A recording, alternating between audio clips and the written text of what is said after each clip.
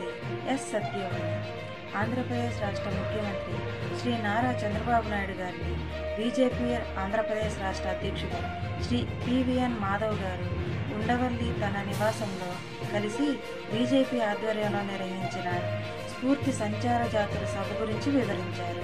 సంచార జాతుల సమస్యలు, స్ఫూర్తి సభ తీర్మానాలకు సంబంధించిన అంశాలను ప్రస్తావించి ప్రభుత్వం వైపు నుంచి పరిష్కారాలను అందించాలని కోరారు.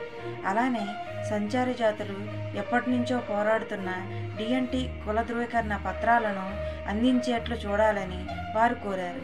దీనికి ముఖ్యమంత్రి గారు సానుకూలంగా స్పందించారని తెలియజేశారు. ఆంధ్రప్రదేశ్ రాష్ట్రంలోని సంచార జాతులు కుల సంఘాలు హర్షం వ్యక్తం చేశాయి.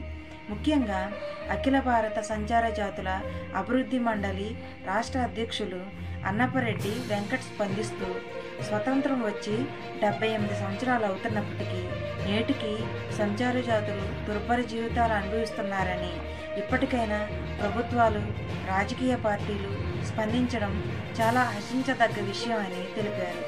ఈ సందర్భంగా బీజేపీ రాష్ట్ర అధ్యక్షులు పివిఎన్ మాధవ్ గారికి ప్రత్యేక ధన్యవాదాలు తెలియజేశారు. దొమ్మర కులంగానే పరిగణించాలి, ప్రభుత్వం స్టేటస్ కో ఉత్తర్వులు జారీ. బీసీఏ గ్రూప్లో ఉన్న దొమ్మర సామాజిక వర్గాన్ని గిరిబలిజగా మార్పు చేస్తూ ఆగస్టులో జారీ చేసిన జీవో నంబర్ 5పై బీసీ సంక్షేమ శాఖ వెనక్కి తగ్గింది. ప్రభుత్వ ఆదేశాల మేరకు జీవో నంబర్ 5ను రద్దు చేస్తూ దొమ్మర సామాజిక వర్గంగానే పరిగణిస్తున్నట్లు స్పష్టం చేస్తూ స్టేటస్ కో ఉత్తర్వు జారీ చేసింది. తదుపరి ఆదేశాల వరకు దొమ్మర సామాజిక వర్గంగానే పరిగణించాలని ఉత్తర్వులో పేర్కొన్నారు.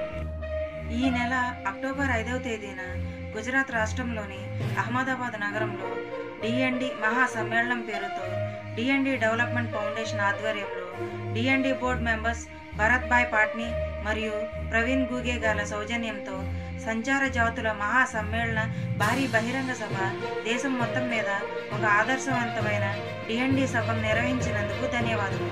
ఈ కార్యక్రమంకు ముఖ్య అతిథిగా గుజరాత్ రాష్ట్ర ముఖ్యమంత్రి మరియు బీజేపీ ఓబీసీ మోర్చా జాతీయ అధ్యక్షులు కె లక్ష్మణ్జీ గారు మరియు గుజరాత్ రాష్ట్ర నాయకులు, మంత్రులు ఈ కార్యక్రమంలో పాల్గొనడం జరిగినది.